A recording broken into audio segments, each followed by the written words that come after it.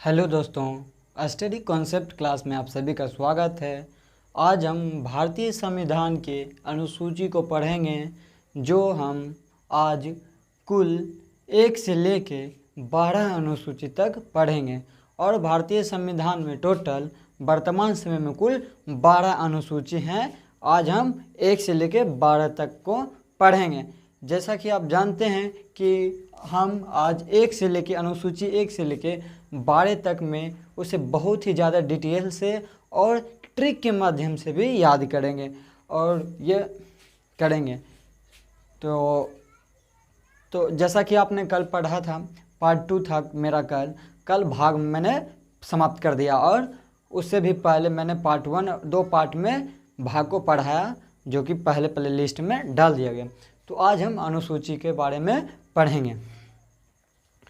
जैसा कि आप सभी जानते हैं, मूल संविधान में टोटल कुल कितने अनुसूची थी? तो मूल संविधान में कुल 8 अनुसूची थी, लेकिन इसमें 4 बाद में जोड़ दिया गया। तो अब यह टोटल 12 अनुसूची बन गया। मूल संविधान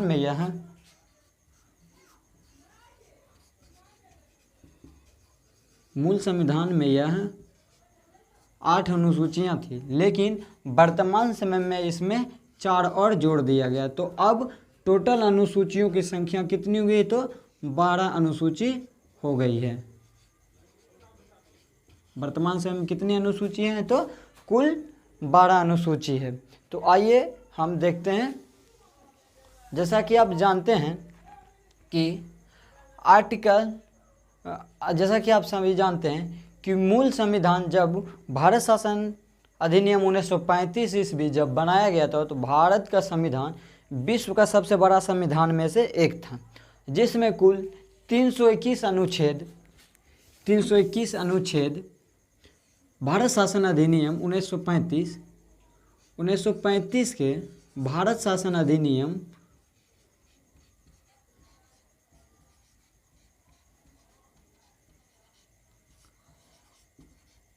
भारत शासन अधिनियम 1935 में यह विश्व के सबसे बड़ा संविधान में से एक था। हमारा संविधान यानी भारतीय का संविधान विश्व का सबसे बड़ा संविधान में है, लेकिन वर्तमान समय में भी विश्व का सबसे बड़ा संविधान भारत का संविधान ही है।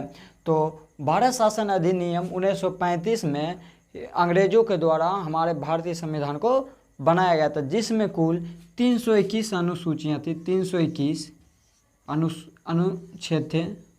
321 अनुच्छेद थे। आर्टिकल 321 अनुच्छेद थे और 14 भाग थे। भारत शासन अधिनियम 1935 में 14 भाग थे और 10 अनुसूचियाँ थी। 10 अनुसूचियाँ थी। लेकिन अब वर्तमान समय में वर्तमान में देखते हैं। वर्तमान में 395 अनुच्छेद 395 आर्टिकल यानी अनुच्छेद तथा 22 भाग अगर भाग में 4 के को 9A को जोड़ दिया जाए तो टोटल 25 भाग वर्तमान समय में है। 25 भाग वर्तमान समय में है। वर्तमान समय में 9A भी जोड़ दिया जाए तो वर्तमान समय में 25 भाग हैं। और कुल 12 अनुसूचियां हैं। अनुसूचियां कुल कितनी हैं?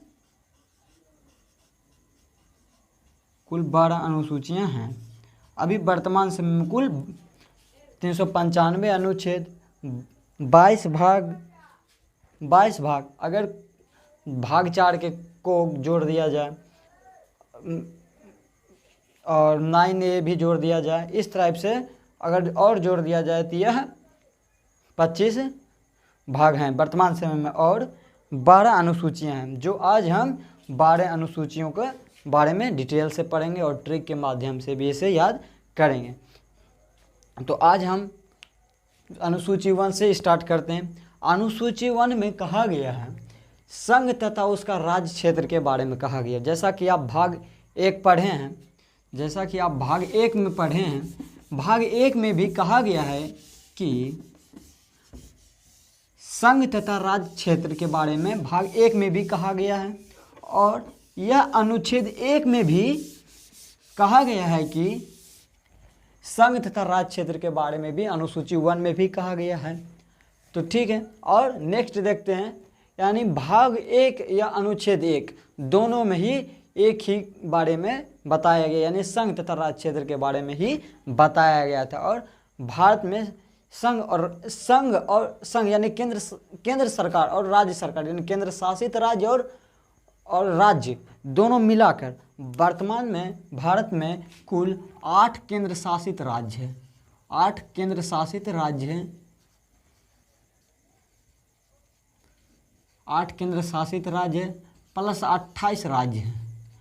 28 राज्य हैं, टोटल 36 राज्यों का समूह भारत का निर्माण करता है। तो यह अनुच्छेद 1 में कहा गया है कि संघ यानी केंद्र शासित और राज्य क्षेत्र के बारे में बताया गया है। ठीक है, तो इसे तो आप देख लिए हैं। अब नेक्स्ट देखते हैं अनुसूची 2। अनुसूची 2 वेतन से संबंधित है। अनुसूची 2 वेतन से संबंधित है, यानी संघ यानी केंद्र सरकार के अंदर उच्च अधिकारी, बड़ा अधिकारी जो केंद्र सरकार के अंदर बड़ा अधिकारी के वेतन के बारे में कहा गया।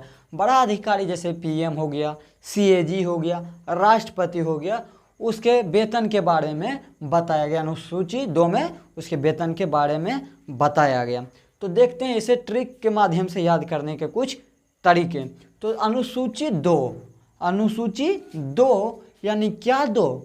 तो इसमें 2 का अर्थ होता है किसी से मांगने का भाव प्रकट हो रहा है, यानी अनुसूची 2 यानी 2 क्या 2? तो वेतन 2। इसे इस टाइप से भी याद कर सकते हैं। तो अनुसूची 2, तो अनुसूची में क्या 2? तो वेतन 2। तो वेतन केंद्र सरकार के अंदर बड़े अधिकारियों के बारे में, उसके वेतन के बारे में बताया गया। जैसे राष्ट्रपति, पीएम तथा राष्ट्रपति तथा राज्यपाल के वेतन के बारे में बताया गया, और उच्च अधिकारियों के वेतन के बारे में बताया गया। तो आप ट्रिक के माध्यम से भी भाग अनुसूची 2 को भी पढ़ लिए। अब नेक्स्ट आते हैं अनुसूची 3 में। अनुसूची 3 में जब संघ राज्य क्षेत्र के बारे में आवंटित कर दिया गया, उसके वेतन के बारे में बता दिया, तो अब क्या नेक्स्ट आता है? तो उसके शपथ के बारे में आ गया। तो अनुसूची 3 में कहा गया है कि जितने भी अधिकारी होंगे, बड़े अधिकारी से लेकर छोटे अधिकारी में, उसे भाग 3 के अनुसूची 3 के तहत उसे शपथ लेना होगा कि जो उस पद पे आप आए हैं, उस पद के गरिमा को अच्छी तरह से निभाएंगे, और बिना घूस लिए और अपने पद का बिना ही दुरुपयोग किए आप शपथ के अनुसार कि हम अपने पद पे कामयाब रहेंगे, और यह जो है हम शपथ लेते हैं कि हम अपने पद के गरिमा को बनाए रखेंगे, घूस नहीं लेंगे, और कि हम अपने सीट का दुरुपयोग नहीं करेंगे। तो यह भाग अनुसूची 3 में कहा गया है। इसे शॉर्टकट ट्रिक से भी याद करते हैं कि इसे ट्रिक के माध्यम से कैसे याद रख सकते हैं और लंबे समय तक याद रखेंगे। जैसा कि है, आप जानते हैं अनुसूची 3 शपथ के बारे में कहा गया है। जैसे कि शपथ लेना, यानी गीता पर हाथ धर के शपथ लेना, मैं गीता के शपथ लेता हूँ, इस टाइप से भी बोला जाता है। तो आज हम अनुसूची 3 को याद करने के लिए शपथ शिव भगवान के त्रिशूल पे लेंगे। त्रिशूल पे ही शपथ लेंगे, त्रिशूल पे शपथ लेंगे,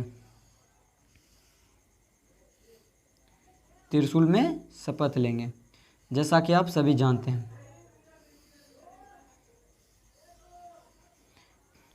तो आप देखिए, ये त्रिशूल में नोखी को, ये जो नोखी है, इसमें 1 2 3 नोखी है। आप इस पे हाथ धर के शपथ लेते हैं कि मैं शपथ लेता हूँ, यानी त्रिशूल पे आप सब हाथ रख के शपथ लेते हैं। तो इस त्रिशूल में कितने नोक हैं? तो 1 2 3 नोक हैं। तो यानी अनुसूचित 3 में क्या संबंधित है? तो शपथ से संबंधित है। किससे संबंधित है? तो शपथ के बारे में कहा गया। यह एक तरह के त्रिशूल मैजिकल त्रिशूल है।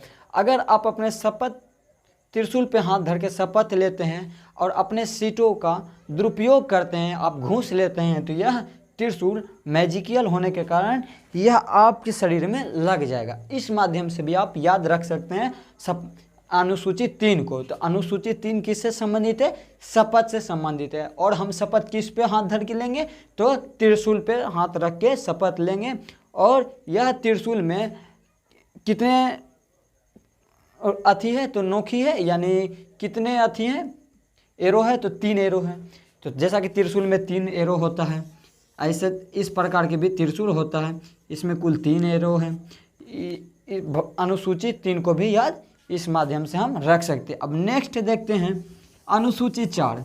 अनुसूचित 4 में कहा गया है कि राज्यों के सीटों के आवंटन के बारे में कहा गया। अनुसूचित 4 में कहा गया है कि राज्यसभा में सीटों का उल्लेख किया गया। अनुसूचित 4 में कहा गया है राज्यसभा में सीटों का उल्लेख किया गया। कहा गया है कि अनुसूचित 4 के तहत किसी भी राज्य के अंदर कितने सांसद राज्यसभा में मनोनीत किया जाता है या चुने या फिर जाएंगे, यह अनुसूचित 4 में कहा गया है। अनुसूचित 4 में जैसा कि आप जानते हैं राज्यसभा के सांसद में यूपी सरकार, यूपी से कुल 31 सांसद चुने जाते हैं। 31 सांसद चुने जाते हैं। किस लिए? तो राज्यसभा के लिए चुने जाते हैं। राज्यसभा के लिए यूपी में कुल कितने सीट है? तो यूपी में कुल 31 सीट है। बिहार में कुल कितने सीट है? तो बिहार में कुल राज्यसभा के सांसद सीटों की संख्या 16 है। 16 है सांसदों की संख्या, यानी कहाँ पे? तो राज्यसभा में। राज्यसभा में सांसदों की संख्या कितनी है राज्यसभा में? तो बिहार में 16 है। अब नेक्स्ट देखते हैं हम जम्मू कश्मीर में। तो जम्मू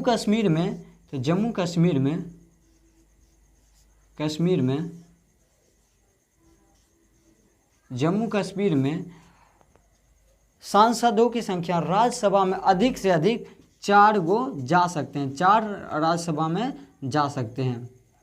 राज्यसभा में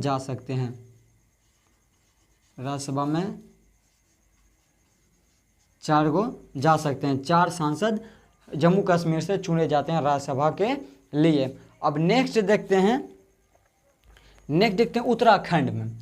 उत्तराखंड जैसा कि आप जानते हैं उत्तराखंड के राजधानी देहरादून है।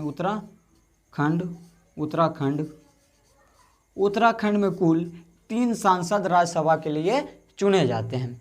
अब नेक्स्ट देखते हैं राजस्थान में भी 10 सांसद राज्यसभा के लिए चुने जाते हैं। तो ठीक है, अब नेक्स्ट देखते हैं जैसा कि आपने देखे अनुसूचित 4 में कहा गया राज्यसभा में सीटों का उल्लेख किया गया। तो किस राज्य में राज्यसभा में कितने सांसद जाएंगे, यह अनुसूचित 4 में कहा गया। जैसा कि आप देखें यूपी में 13 सांसद राज्यसभा के लिए चुने जाते हैं। बिहार में कुल 16 सांसद राज्यसभा में चुने जाते हैं या फिर जाते हैं। जम्मू कश्मीर में कुल 4 सांसद चुनकर राज्यसभा में जाते हैं। और उत्तराखंड में 3 सांसद जाते हैं। और राजस्थान में 10 सांसद जाते हैं। ठीक है, अब नेक्स्ट देखते हैं अनुसूचित 5। अनुसूचित 5 में कहा गया है SC/ST का उल्लेख कहा गया है, यानी SC/ST के उल्लेख के बारे में कहा गया अनुसूचित 5 में। अनुसूचित 5 में कहा गया है कि जाति और जनजाति क्षेत्र, अनुसूचित जाति और जनजाति क्षेत्र के प्रशासन एवं नियंत्रण राज्य सरकार ही करेगा। यानी SC/ST का जो शासन हो, चाहे प्रशासन हो, चाहे विवाद हो, तो यह राज्य सरकार के द्वारा ही इसका देखरेख किया जाएगा। यह अनुसूची 5 में कहा गया है।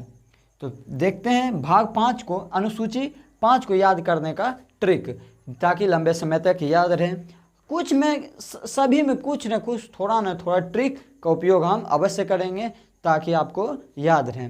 तो आप देखे हैं कि अनुसूची 5 में कहा गया है कि अनुसूचित जाति और अनुसूचित जनजाति में प्रशासन एवं नियंत्रण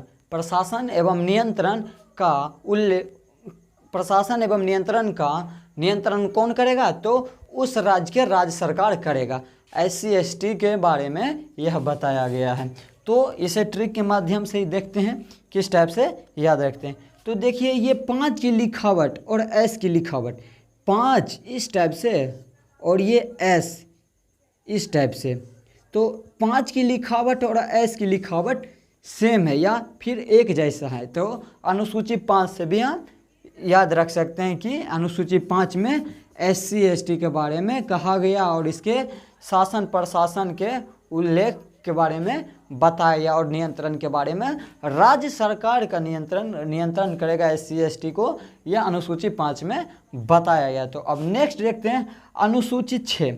अनुसूची 6 में बताया गया है कि 7 सिस्टर में से 4 राज्यों का चुना गया और उसे अनुसूची 6 के अंतर्गत रखा गया है। यानी पूर्वोत्तर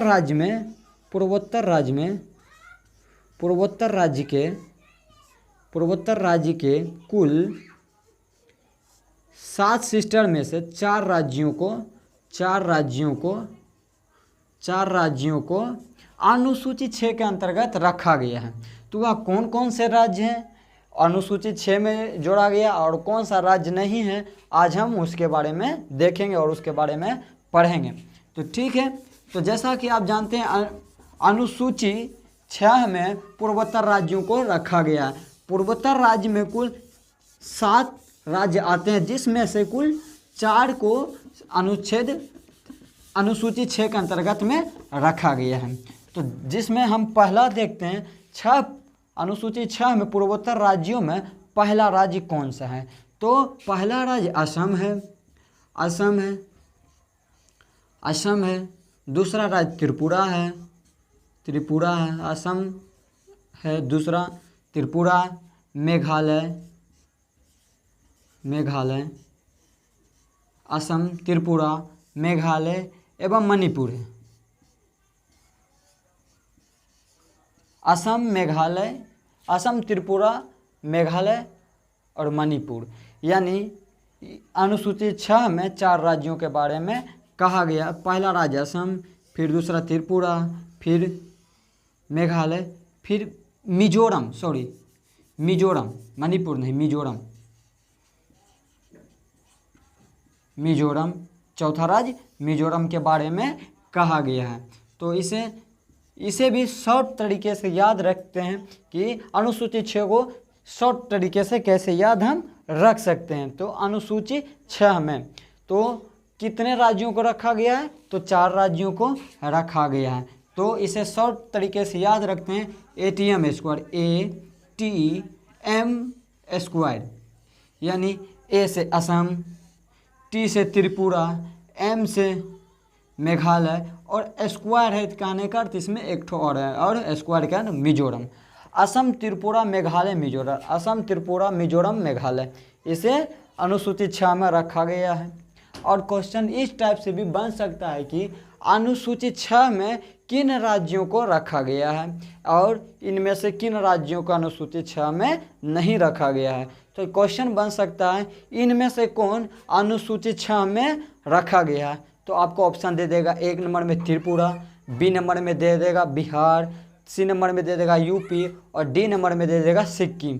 तो आप राइट आंसर A मारिएगा और उसमें त्रिपुरा को सही कर दीजिएगा। और नेक्स्ट टाइप से भी क्वेश्चन इस टाइप से भी बन सकता है कि अनुसूची 6 में किन राज्यों को नहीं रखा गया है। तो ऑप्शन में दे देगा त्रिपुरा, मेघालय, मिजोरम और सिक्किम दे देगा। तो क्वेश्चन किस टाइप से पूछा गया था? तो किस राज्य को अनुसूची 6 में नहीं रखा गया है? तो सिक्किम को अनुसूची 6 में नहीं रखा गया। और किसको किसको रखा गया? असम, त्रिपुरा, मेघालय और मिजोरम को रखा गया। इसे शॉर्ट तरीके से याद किस टाइप से रख सकते हैं आप? तो ATM स्क्वायर के आधार से आप रख सकते हैं। ATM स्क्वायर यानी असम, त्रिपुरा, मेघालय और मिजोरम। इसे याद रख सकते हैं। अब नेक्स्ट देखते हैं अनुसूची 7। अनुसूची 7 जो है यह सूची के संबंध में बताया गया है। अनुसूची 7 में कुल 3 प्रकार के सूची के बारे में कहा गया है, और कहा गया है कि अनुसूची 7 में अनुसूची के संबंध में बताया गया है, और कुल 3 प्रकार के अनुसूची इसके अंतर्गत रखा गया। अनुसूची संघ सूची, प्रथम संघ सूची, दूसरा समवर्ती सूची और तीसरा राज्य सूची के बारे में अनुसूची 7 के बारे में कहा गया, और सूची से संबंधित भी है। 100 से सूची और 100 से 7, इसे इस टाइप से भी याद रख सकते हैं। और देखते हैं वह 3 सूची कौन कौन से हैं। तो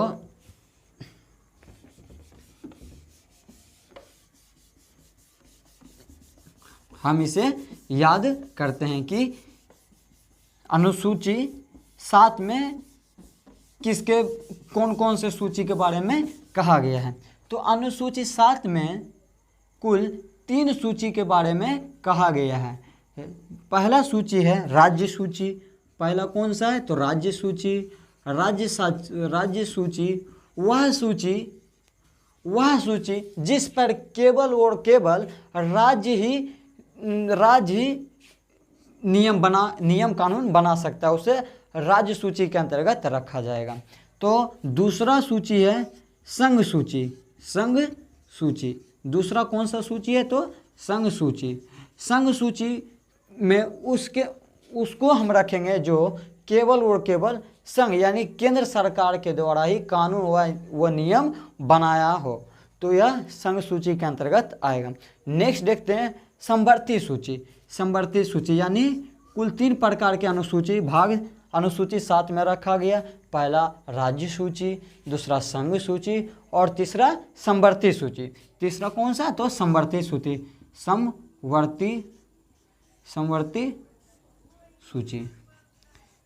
सूची। और जैसा कि आप समझते हैं कि राज्य सूची में राज्य सरकार ही केवल उस पर कानून या विधेयक बना सकता है, और संघ सूची में केंद्र सरकार ही उस पर कानून या विधेयक बना सकते हैं, और समवर्ती सूची में संघ सरकार और राज्य सरकार दोनों मिलकर ही कानून या नियम बना सकते हैं। तो आप जानते हैं राज्य सूची के अंतर्गत भी इसे भाषा विषय रखा गया है। तो राज्य सूची के अंतर्गत कुल 61 विषय को रखा गया। राज्य सूची में कुल 61 विषयों के बारे में कहा गया है। 61 विषय के बारे में रखा गया है। और समवर्ती सूची में कुल 97 विषय को रखा गया है। संघ सूची में कुल 97 विषय को रखा गया है। 97 विषय को रखा गया है। और नेक्स्ट देखते हैं समवर्ती सूची में कुल 52 विषयों को उल्लेख किया गया है कि अनुसूची 7 में 3 प्रकार के सूची हैं। पहला राज्य सूची में कुल 61 विषयों के बारे में बताया गया है। दूसरा देखते हैं अनुसूची 7 में संघ सूची, जिस पर केवल केंद्र सरकार ही कानून बना सकते हैं। और तीसरा देखते हैं समवर्ती सूची में राज्य और केंद्र दोनों मिलकर ही इस पर कानून बना सकते हैं। इसमें कुल कितने 52 विषयों के बारे में बताया गया। इसमें समवर्ती सूची में कुल 52 विषयों का उल्लेख किया गया है। ठीक है, अब नेक्स्ट देखते हैं इसे ट्रिक के माध्यम से याद करने के लिए। तो 100 से 7 और 100 से सूची और 100 से संबंधित, 100 से 7, 100 से सूची और 100 से संबंधित, यानी 100 और 100, यानी 100 से 7, 100 से सूची और 100 से संबंधित। अनुसूची 7 किससे संबंधित है? तो सूची के बारे में संबंधित है। और यह अनुसूची 7 में कितने अनुसूची के बारे में कितने सूची को रखा गया है? तो 3 अनुसूची को रखा गया। पहला राज्य सूची, जिस पर राज्य सरकार कानून बना सकता है, इसमें कुल 61 विषयों के बारे में बताया गया है। अनुसूची 7 के अंतर्गत संघ सूची के रखा गया, इसमें 97 विषयों के बारे में रखा गया है। और तीसरा देखते हैं समवर्ती सूची, जिसमें कुल 52 विषयों को रखा गया। अब नेक्स्ट देखते हैं अनुसूची 8। अनुसूची 8, जैसा कि आप सभी जानते हैं, अनुसूची 8 में कुल 22 भाषाओं का उल्लेख किया गया है। वर्तमान समय में अनुसूची 8 में कुल 22 प्रकार के भाषा हैं, 22 प्रकार के भाषा हैं, और यह मूल संविधान में कुल 14 प्रकार की भाषाएं थी, लेकिन अब वर्तमान समय में यह 22 हैं। 8वीं अनुसूची में कुल मूल संविधान में 14 भाषा के बारे में 14 भाषा दिया गया था, लेकिन अब कुल 22 भाषा 8वीं अनुसूची में है। तो जैसा कि आप सभी जानते हैं 14 भाषा मूल संविधान में था, मूल संविधान में 14 भाषा था,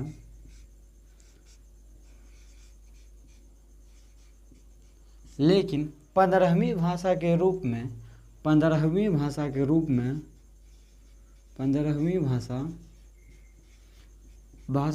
सिंधी भाषा को जोड़ा गया। सिंधी भाषा को 15वीं भाषा के रूप में जोड़ा गया। यह सिंधी भाषा 21वां संविधान संशोधन 1967 ईस्वी में सिंधी भाषा को जोड़ा गया। तो 15वीं भाषा के रूप में एक भाषा को ऐड किया गया, यानी एक भाषा को ऐड किया गया, यानी 14 प्लस 1, तो ये 15वीं भाषा कौन सा है? सिंधी। फिर इसमें संशोधन किया गया, इसमें 71वां संविधान संशोधन किया गया। यह 71वां संविधान संशोधन 1992 में किया गया था, 1992 ईस्वी में किया गया था। 1992 ईस्वी में संशोधन किया गया था, और इसमें 3 भाषा को जोड़ दिया गया। 3 भाषा कौन कौन से? नेपाली, मणिपुरी और कोंकणी। 3 भाषा कौन कौन सी है? तो 3 भाषा कौन कौन सी है? तो नेपाली, मणिपुरी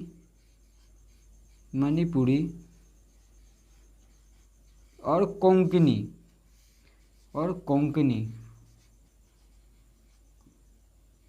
मणिपुरी और कोंकणी भाषा जोड़ देंगे। फिर 92वां संविधान संशोधन 2003 में 4 भाषा को 8वीं अनुसूची में और जोड़ दिया गया। तो फिर से इसमें 4 भाषा को जोड़ दिया गया। यह 4 भाषा कौन कौन से हैं? तो बोडो, डोगरी, मैथिली और संथाली 4 भाषा को 92वां संविधान संशोधन 1972 ईस्वी में जोड़ दिया गया। तो 4 भाषा कौन कौन से हैं? BDMS यानी बोडमास, BDMS स्ट्रिक के माध्यम से याद भी रख सकते हैं। बी मने बोडो, डी मने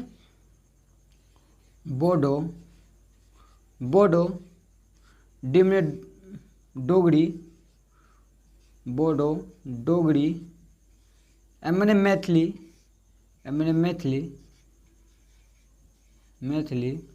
और एस मने संथाली।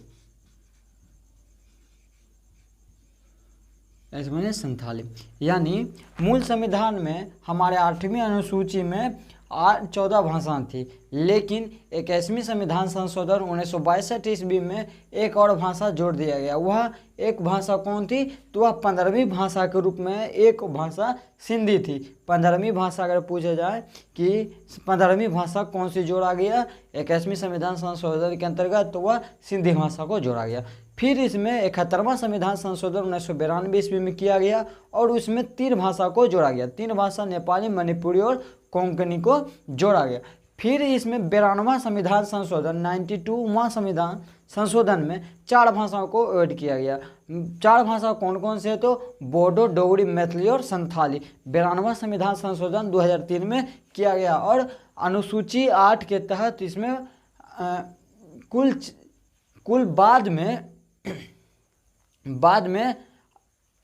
8 भाषाओं को ऐड किया गया, और 4 पहले से था और 8 बाद में ऐड किया, तो कुल 22 भाषा हो गया। तो आइए इसको डिटेल से देखते हैं। तो जैसा कि आप सभी जानते हैं मूल संविधान में कुल 14 भाषा थी। अब वर्तमान समय में 8वीं अनुसूची में कुल 22 भाषा दिया गया है। तो देखते हैं इसे शॉर्टकट ट्रिक से कैसे याद रख सकते हैं। तो पहली भाषा कौन सी है? तो पहली भाषा जो जोड़ा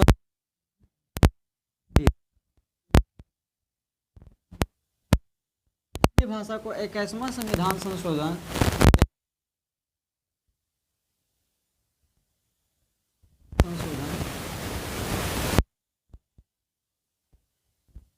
संशोधन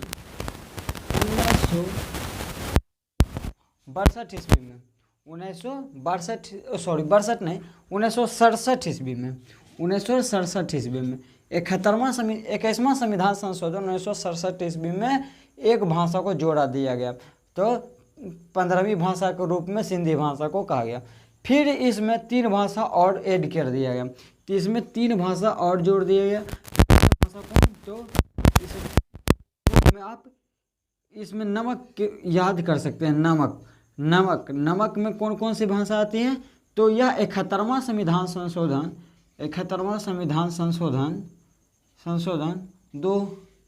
1992 यानी 1992 ईस्वी में 3 भाषा को जोड़ा गया। नो मने नेपाली, मो मने मणिपुरी, कोक मने कोंकणी।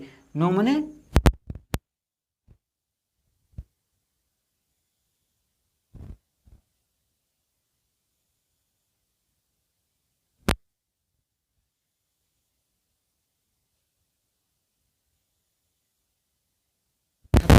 संशोधन 1992 ईस्वी में जोड़ दिया।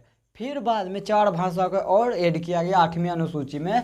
फिर 4 भाषा को और ऐड किया गया। तो 4 भाषा कौन है? तो BDMS, BD शॉर्ट ट्रिक से MS। BDMS का मतलब बोडो,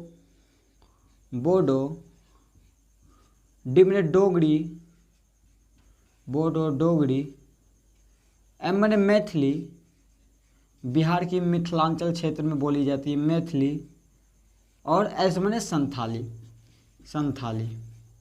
तो यानी 2003 में 52वां संविधान संशोधन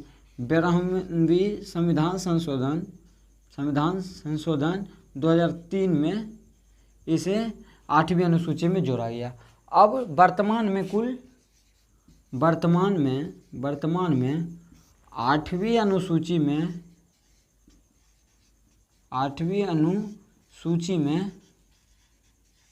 22 भाषा हैं। 22 भाषा है। ठीक है। फिर नेक्स्ट क्वेश्चन देखते हैं। अनुच्छेद 9 जो है वह वाद्य योग नहीं है। इसका कहने का अर्थ है अनुच्छेद 9 में जो विषय रखा गया है, अगर आपका अधिकार के अंतर्गत उसका हनन होता है तो आप न्यायालय नहीं जा सकते हैं।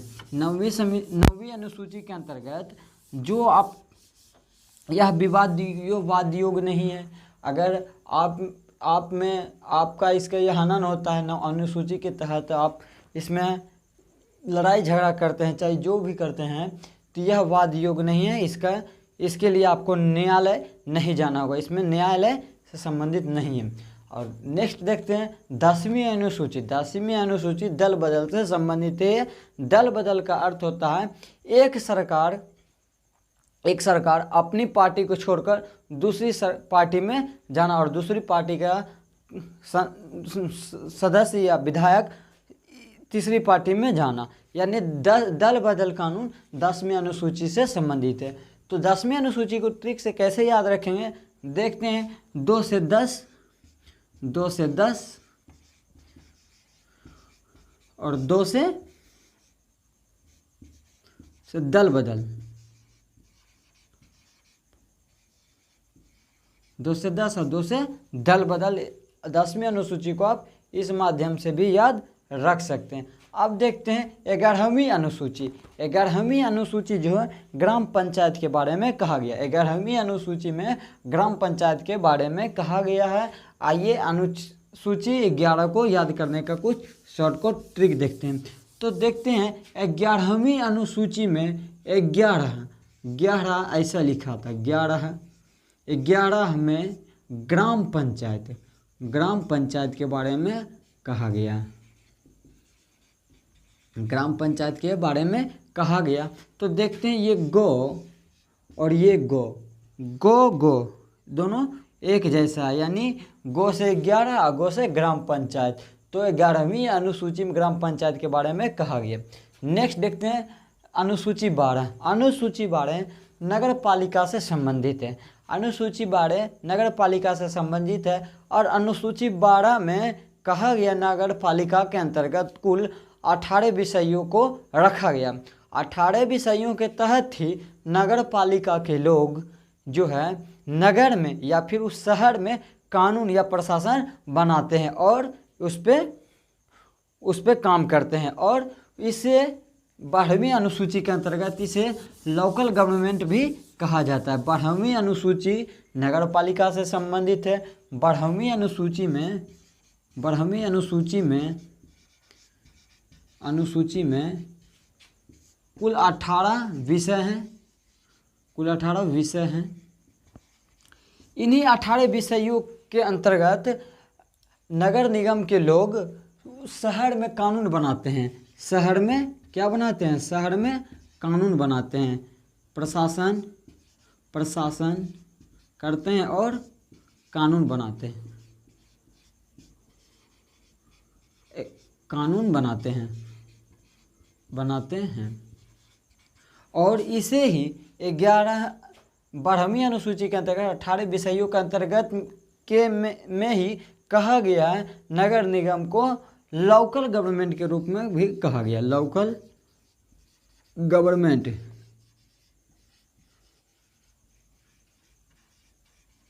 गवर्नमेंट कहा गया। तो रिवीजन कर लेते हैं थोड़ा कि हमने अनुसूची 1 में क्या पढ़ा। अनुसूची में संघ नाम और राज्य क्षेत्र के बारे में पढ़ा। अनुसूची 2 में क्या पढ़ा? तो अनुसूची 2 यानी क्या दो? तो वेतन दो, वेतन के बारे में संबंधित है। अब अनुसूची 3 देखते हैं। अनुसूची 3 किससे संबंधित है? तो अनुसूची 3 माने त्रिशूल, 3 माने त्रिशूल। और त्रिशूल पे हम रख के शपथ लेते हैं कि हम अपने पद पे कायम रहेंगे और हम कोई भी काम अच्छे से करेंगे, ईमानदारी से करेंगे, घूस नहीं लेंगे, यानी इस शपथ से बारे में संबंधित। अनुसूची 3 में त्रिशूल और त्रिशूल पे रख के हम यह शपथ लेंगे, अनुसूची 3 में कहा गया। अनुसूची 4 में देखते हैं। अनुसूची 4 में जो कहा गया है कि राज्यसभा में सीटों का आवंटन कहा गया, यानी अनुसूची 4 में राज्यसभा के सीटों का आवंटन कहा गया, यानी किसी भी राज्य में कितने सांसद जाएंगे राज्यसभा में, किसी भी राज्य का कितना सांसद लोग राज्यसभा में जाएंगे, यह अनुसूची 4 में कहा गया है। और जैसा कि आप जानते हैं यूपी में कुल 31 सांसद राज्यसभा में जाते हैं, बिहार से 16 सांसद राज्यसभा में जाते हैं, उत्तराखंड से 3 सांसद राज्यसभा में जाते हैं और राजस्थान से 10 सांसद जाते हैं और जम्मू कश्मीर से 4 सांसद राज्यसभा में जाते हैं। और फिर नेक्स्ट देखते हैं अनुसूची 5।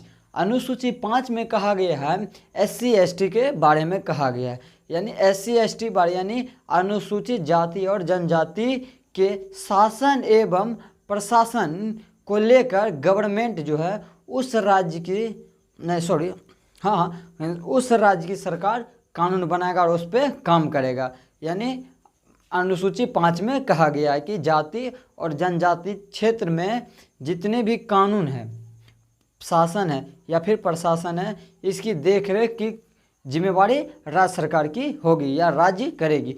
फिर देखते हैं अनुसूची 6। अनुसूची 6 में पूर्वोत्तर राज्य के 7 सिस्टरों में से 4 राज्य को रखा गया है। 4 राज्य को रखा गया है। 4 राज्य को मेघालय, त्रिपुरा, मिजोरम और 4 राज्यों को रखा गया। फिर नेक्स्ट देखते हैं 7वीं अनुसूची। 7वीं अनुसूची जो है 100 से 7 होता है और 100 से सूची होता है। 7वीं अनुसूची सूची से संबंधित है। भारत में 3 प्रकार की सूची है। भारत में प्रथम सूची, संघ सूची, राज्य सूची और समवर्ती सूची का प्रावधान है। संघ सूची में वह सूची जिसमें केंद्र सरकार ही कानून बना सकता है, वह संघ सूची के अंतर्गत आता है। और राज्य सूची वह सूची जिस पर केवल राज्य सरकार ही कानून बनाता है, यह राज्य सूची के अंतर्गत आता है। और संवर्ती सूची संघ सरकार यानी केंद्र सरकार और राज्य सरकार दोनों मिलकर उस पर शासन या नियम कानून बनाता है, तो उसे संवर्ती सूची में रखा गया। तो जैसा कि आप जानते हैं कि रखा गया, और इस अनुसूची के अंतर्गत कुल भाषाओं के बारे में भी बताया गया है। तो नेक्स्ट देखते हैं आठवीं अनुसूची में 22 भाषाओं के बारे में कहा गया है, लेकिन मूल संविधान में 14 भाषा थी, लेकिन अब 22 भाग हैं।